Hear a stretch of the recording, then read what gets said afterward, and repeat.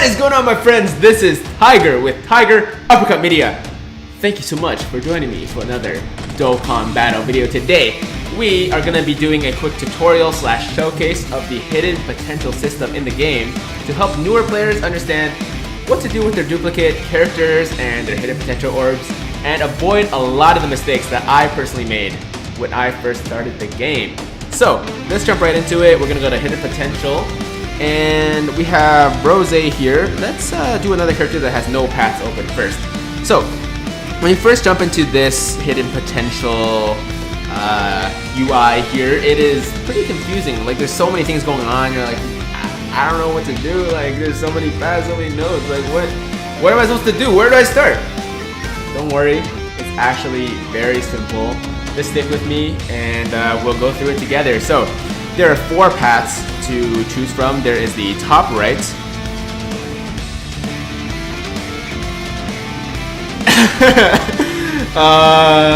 failed.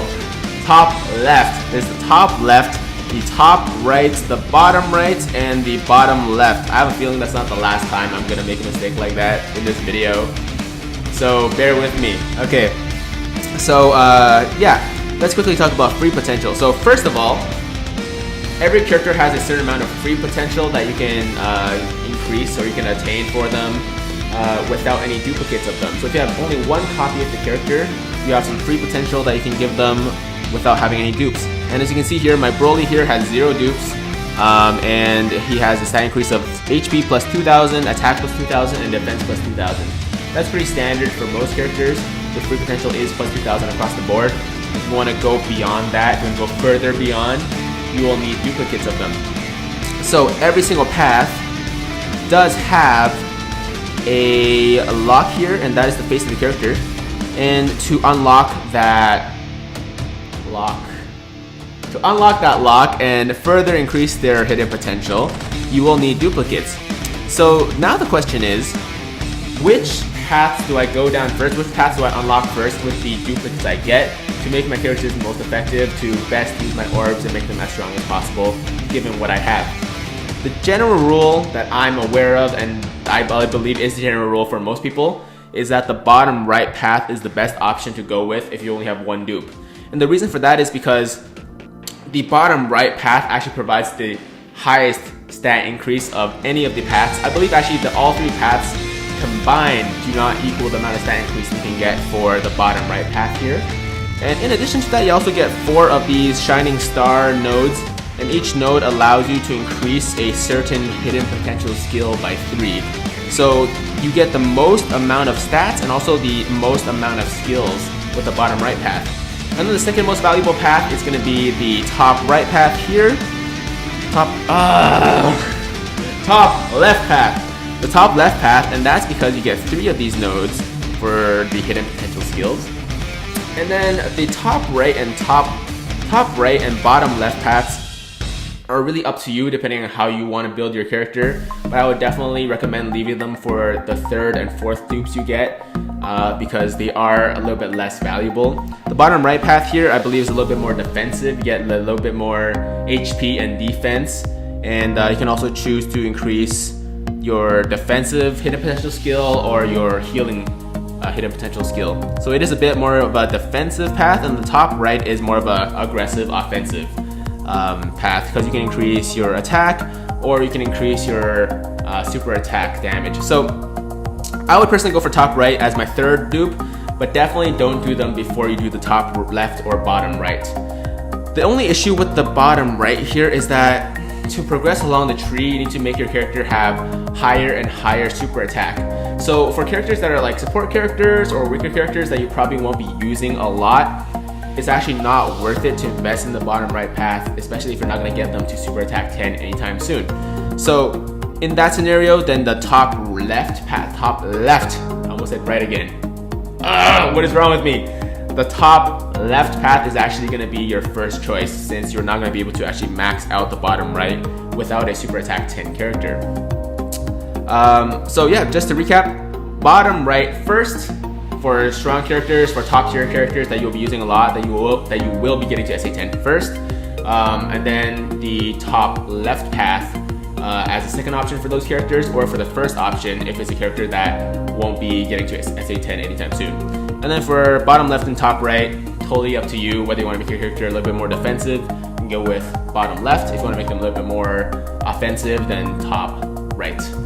Now that we got that out of the way, let's talk a little bit about the hidden potential skills themselves. So you have the option to choose, at least from the bottom right and top left paths, either additional attack, which is the one with the two hands, the two fists, or critical attack, which is the fist with like stuff like coming out of it, super cool. And then third option is dodge.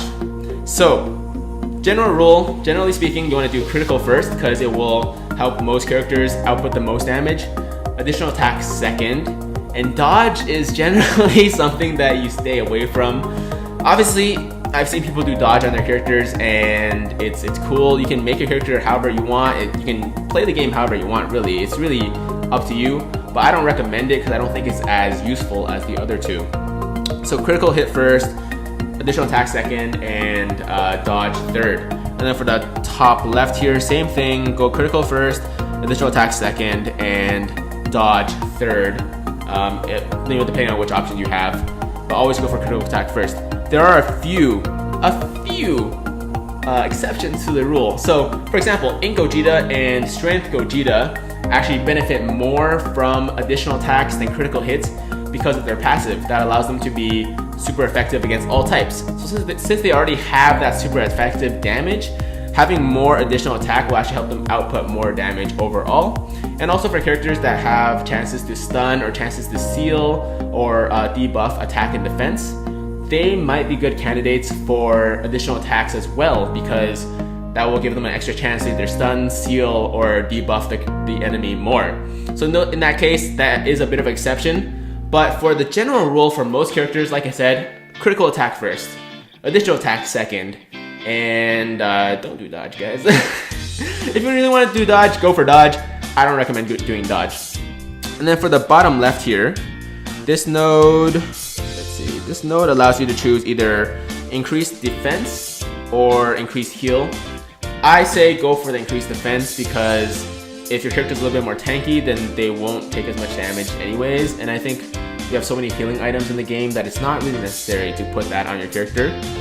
And then for the top right, I would definitely recommend going for increased super attack damage, which is like the kind of ki blast, the Kamehameha, because your characters, if you have a solid team that has some good links, your character should be getting off the super attack pretty much every turn, and you want that to do as much damage as possible. So that's pretty much it, guys. Before I sign off, let me quickly tell you about some mistakes that I made, or specifically one major mistake I made when I started the game, and that is with my Rosé over here. Oh, I just went out of the hidden potential thing, my bad. Rosé over here has one dupe in him, and the major mistake I made was actually putting that one single dupe I got in the top right path. So I didn't know what the hell I was doing. Like, I had no idea what each path did, so I just gotta put it in the first path that I saw, or the first lock like that I saw, and it ended up being the top right. So I never pulled another Rosé dupe ever again. So I am super depressed about this. I'm just thinking about like how much stronger my Goku Black Rosé would be if I put that dupe in the bottom right path. So don't make that mistake, guys. Don't be like me. Go for bottom right first if you are going to be maxing out a character's SA, or at the very least go for top left first so you can get those criticals and additionals and all that good stuff. So that's all for today, guys. I hope you found this video useful. I hope I helped you avoid some major mistakes and some major sadness. And that's pretty much it. If this video helped you out, consider hitting the like button and possibly subscribe to the channel to get more awesome tips and videos like this, summoning videos, showcase videos, all that other good stuff. And that's all, guys. I really appreciate you watching today. My name is Tiger with Tiger Uppercut Media. Signing out.